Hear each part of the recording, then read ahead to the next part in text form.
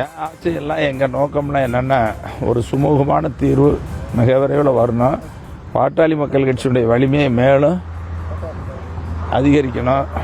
மிக விரைவில் ஒரு வலிமையாக தேர்தலை சந்திக்கணுங்கிறது தான் எங்கள் ஆசையெல்லாம். அதுக்குண்டான முயற்சியில் இருக்கிறோம். இப்படி நாங்கள் முயற்சி எடுக்கிற அதே நேரத்தில் நம்ம ஊடகம் என்பது மிக சக்தி வாய்ந்தது.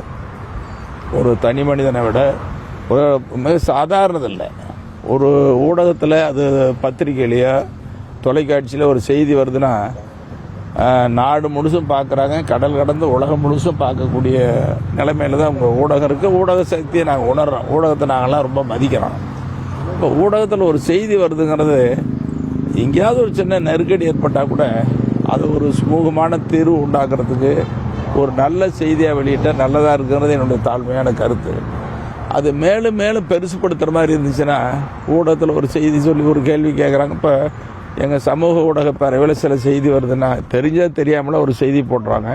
அதை எடுத்து பெருசாக்கி செய்தி வருதுன்னா ரொம்ப மனசு கஷ்டமாக இருக்குது, மனசு வலி இருக்குது. இப்போ யாரை பற்றி பட்டாலும் சரி, உங்களை பற்றியோ ஒரு நிறுவனத்தை பற்றியோ ஒரு தனிநபரை பற்றி ஒரு செய்தி போடுறதுங்கிறது அது அவங்கள கொலை செய்கிற மாதிரி.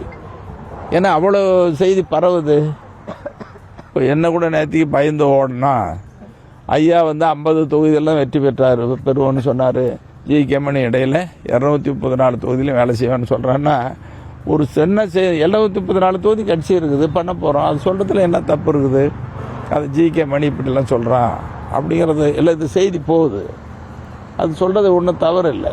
இடையில் ஏதாவது சொல்கிறதுனால என்ன தவறு இருக்குது? அதனால் நான் உங்களை ரொம்ப அன்பாகவும் பணிவாகவும் கேட்டுக்கிறது, வலிமையான ஊடகங்கிறதுனால தான் இது ஜனநாயகத்தில் 4வது தூண்னு சொல்கிறாங்க. இப்படி சக்தி மிக்க ஜனநாயகத்தினுடைய 4வது தூணாக இருக்கிற ஊடக நண்பர்கள் ஒரு சுமூகமான தீர்வுக்கு நல்ல ஆக்கப்பூர்வமான செய்திகளை வெளியிடுங்கிறது தான் என்னுடைய அன்பான வேண்டுகோள். இது ரொம்ப பெருசுப்படுத்திட்டு இருக்காங்க. எனக்கு என்ன நம்பிக்கை இருக்குதுன்னா, இது ஒரு குடும்ப பாசத்தோடு இருக்கிற கட்சி.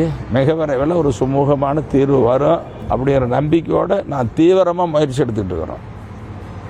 தீவிரமாக முயற்சி எடுக்கிறேன். எனக்கு நம்பிக்கை இருக்குது. ஏன்னா தேர்தல் வரப்போகுது. இது வேறு யாரும் இல்லை. இருவரும் ஒன்றா சந்திப்பாங்க, பேசுவாங்க. அந்த செய்தியை நீங்கள் பார்க்க தான் போகிறீங்க. ஐயா, நீங்கள் சொல்கிற கருத்து தான் ஊடகங்கள் பிரதிபலிக்கிறது. அதுபோல் இப்போ இந்த தலைவர்ன்ற பதவிக்கு பெரிய இழுபறி நீடித்து வருது. தலைவராக அவர் நீடிக்கிறாரா இல்லையா?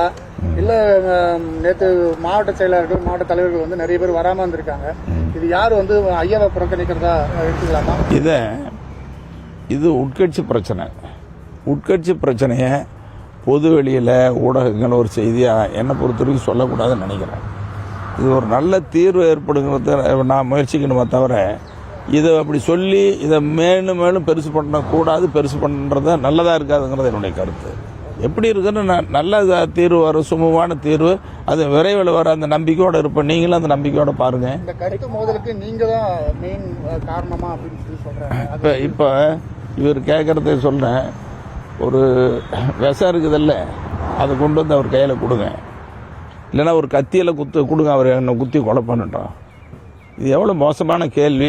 இது எப்படிலாம் நீங்கள் கேட்குறீங்க? எப்படி இதெல்லாம்? அதாவது என்னை பொறுத்த வரைக்கும் ஒரு சின்ன உயிருக்கு கூட கெடுதல் நினைக்கக்கூடாதுன்னு நினைக்கிறோம்.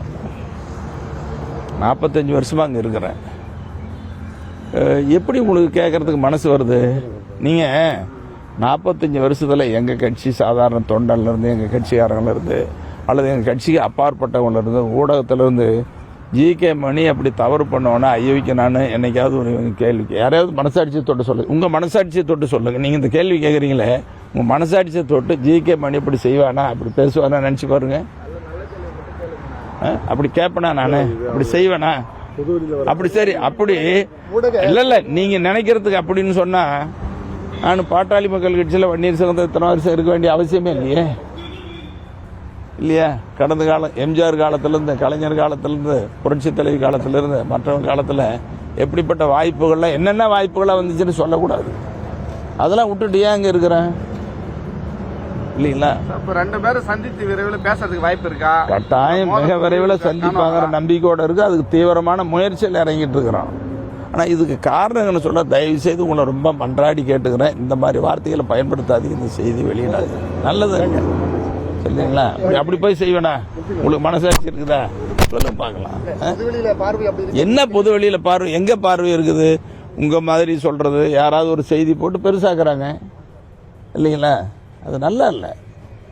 ஐயா, விரைவில் வந்து சின்னவர் பெரியவரை சந்திக்கிறதுக்கு வாய்ப்பு இருக்குங்க. சந்திக்கணும்னு சொல்லி நானும் நேற்று இரவு முழுசும் ஐயா கிட்ட பேசியிருக்கிறேன். நேற்றுக்கு அவர்கிட்டையும் பேசினேன், இன்னைக்கும் பேசியிருக்கிறேன்.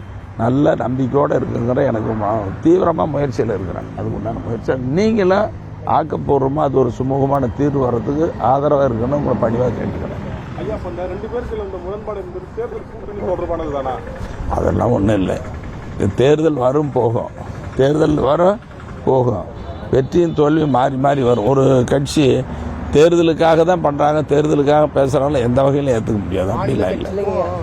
மாநில கட்சிக்கும் தேசிய கட்சிக்கும் வந்து கூட்டணி அமைப்பதில் சிக்கல் இருக்கு.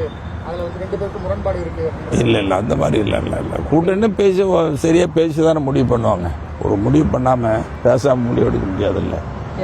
இல்லை இப்போ நான் ஒன்று மட்டும் உறுதியாக சொல்கிறேன், தேர்தல் நெருங்கிறதுக்கு முன்னால் சந்தித்து பேசுவாங்க, நல்ல கூட்டணி வைப்பாங்க.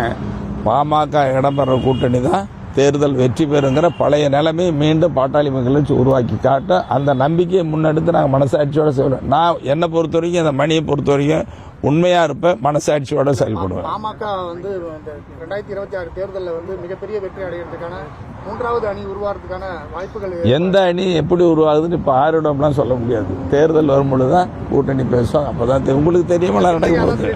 நான் வந்து இப்போ பெரிய லெவலில் வந்து இந்த பாட்டாளி மக்கள் கட்சியை நாங்கள் வந்து வளர்த்தெடுப்போம், ஆட்சியை கட்டளை அமைப்போம் அப்படின்னு பேசிட்டு இருக்காரு. இப்போ எங்கள் கட்சியில் இருக்கிற எல்லாரும் எங்கள் கட்சி ஒரு வலிமையான அதிகாரத்துக்கு போகணுன்னு தான் நினைப்போம். அதுதானே இயல்பு. அதுக்காக தானே பாடுபடுறோம். அதில் ஒன்றும் மாற்றம் இருக்க முடியாதுல்ல. நன்றி.